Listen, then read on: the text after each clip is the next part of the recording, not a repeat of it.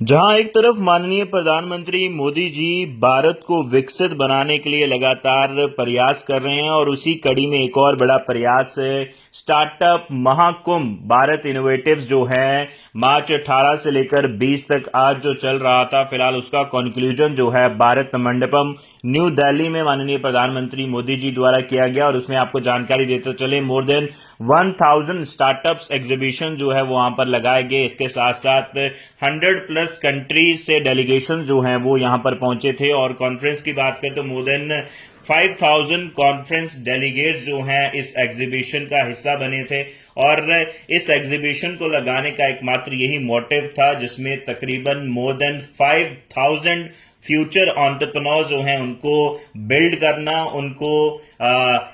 उनको एजुकेट करना और इसके साथ साथ आपको ये भी जानकारी देते हैं इस एग्जीबिशन के अंदर मोर देन 1000 इन्वेस्टर जो हैं ऑल ओवर वर्ल्ड से जो हैं इस एग्जीबिशन का हिस्सा बने जिसके चलते 40,000 से ज्यादा बिजनेस विजिटर जो हैं इस एग्जीबिशन में पहुंचे और एक बड़ा फायदा जो है आने वाले स्टार्टअप्स को, युवाओं को और कई एमएनसी कंपनीज के जो एम्प्लॉयज हैं जो ओनर्स हैं वो इस एग्जीबिशन का हिस्सा बने जिससे उनके काम को, उनकी क्रेडिबिलिटी को काफी ज्यादा जो है वो इंस्पिरेशन भी मिली। और क्या कुछ कहना है इस एग्जीबिशन को लेकर माननीय प्रधानमंत्री मोदी जी का, आइए सुनते हैं।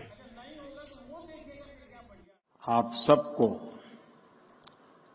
स्टार्टअप महाकुंभ की बहुत बहुत शुभकामनाएं।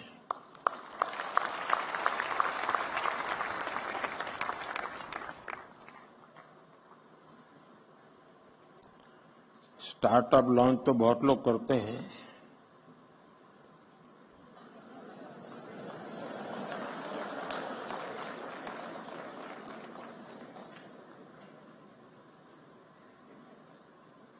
और पॉलिटिक्स में तो ज्यादा।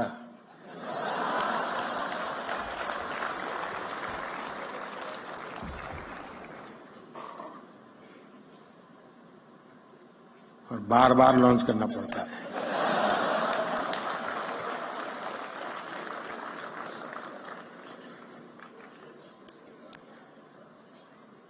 आप में उनमें फर्क ये है कि आप लोग प्रयोगशील होते हैं। एक अगर लॉन्च नहीं हुआ तो तुम दूसरे पर चले जाते हैं।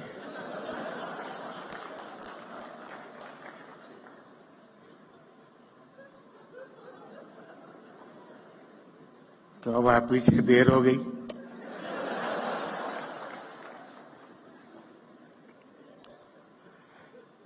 साथियों, आज जब देश 2047 के विकसित भारत के रोड मैप पर काम कर रहा है, ऐसे समय मुझे लगता है कि ये स्टार्टअप महाकुंभ का बहुत महत्व है। बीते दशकों में हमने देखा है कि भारत ने कैसे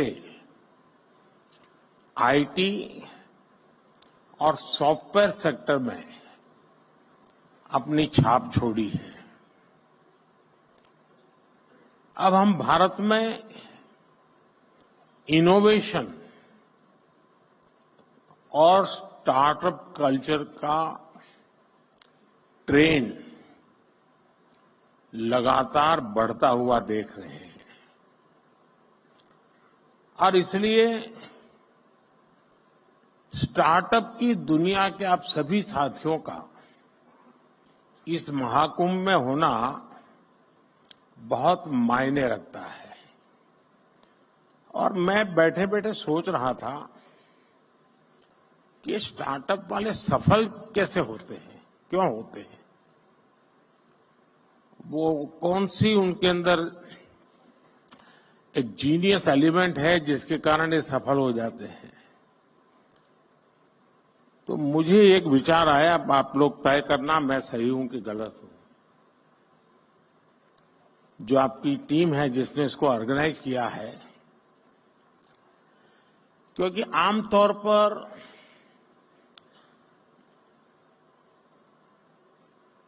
सार्वजनिक जीवन में, उद्योग जगत, व्यापार जगत में कोई भी निर्णय होता है तो उसका संबंध सरकार से होता ही है। और जब सरकार से होता है तो फिर थोड़ा 5 साल का टाइम टेबल रहता है।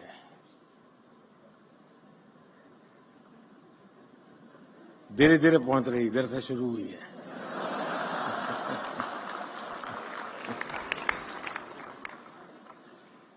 और इसलिए आमतौर पर जो व्यापारी मन होता है वो सोचता है यार चुनाव का वर्ष है, अभी रहने दो, एक बार चुनाव हो जाए, नई सरकार बनेगी तब देखेंगे। ऐसा ही होता है ना। लेकिन आप लोग, इलेक्शन डिक्लेयर हो चुका है, उसके बावजूद भी इतना बड़ा कार्यक्रम कर रहे हैं।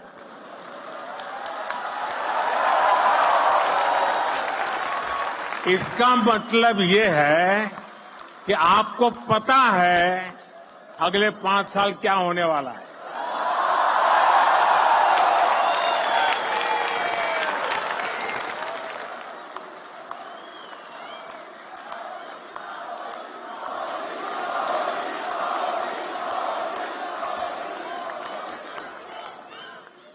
और मैं समझता हूं आपके अंदर ये जो जीनियस चीज पड़ी है ना, वही स्टार्टअप को सफल बनाती होगी।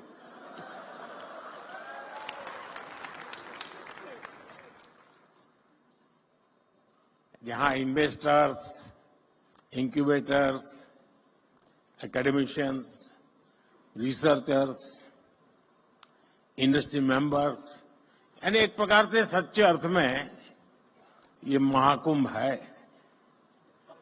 यहां यंग एंटरप्रेन्योर्स भी हैं और फ्यूचर एंटरप्रेन्योर्स भी हैं।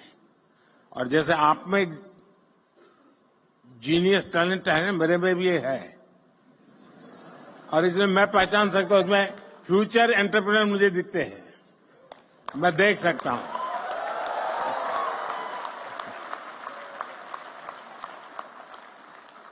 ऐसे में ये एनर्जी, ये वाइब वाकई अद्भुत है।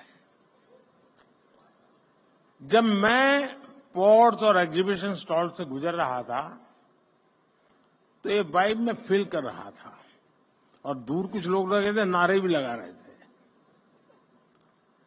और हर कोई अपने इनोवेशन को बड़े गर्व के साथ दिखा रहा था।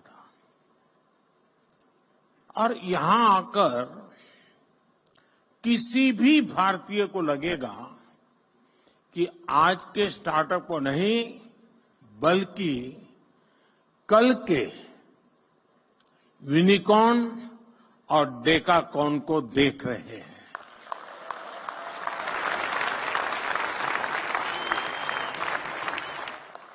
साथियों, भारत आज अगर ग्लोबल स्टार्टअप स्पेस के लिए नई उम्मीद, नई ताकत बनकर उभरा है, तो इसके पीछे एक सोचा समझा विजन रहा है। भारत ने सही समय पर सही निर्णय लिए, सही समय पर स्टार्टअप्स को लेकर काम शुरू किया। अब ये समिट तो आप लोगों ने बहुत बड़ी मात्रा में ऑर्गेनाइज की है, लेकिन जब ये शब्द भी का स्टार्टअप नहीं हुआ था, उस समय मैंने एक समिट की थी विज्ञान भवन में। बड़ी मुश्किल से आधा सभागृह भरा था, पीछे भी जैसे सरकार करती है जगह हमने भर दी थी। ये अंदर की बात है, बाहर मत बताना।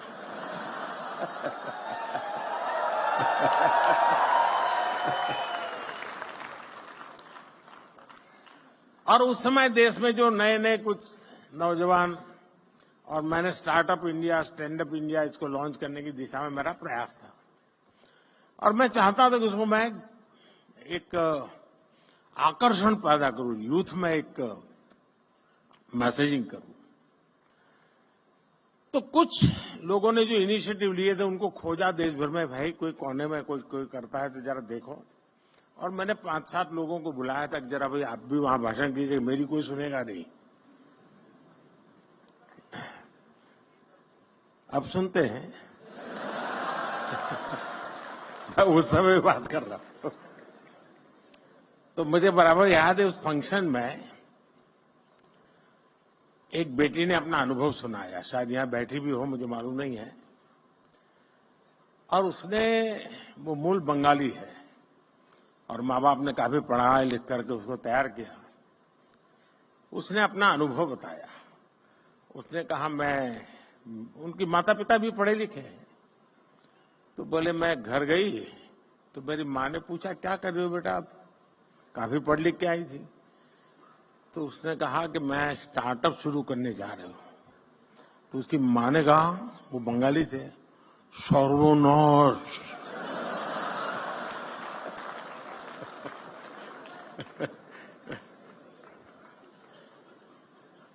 बोले सर्वनाश यानी स्टार्टअप यानी सर्वनाश। वहां से शुरू हुई यात्रा, इसका एक सैंपल यहां नजर आ रहा है।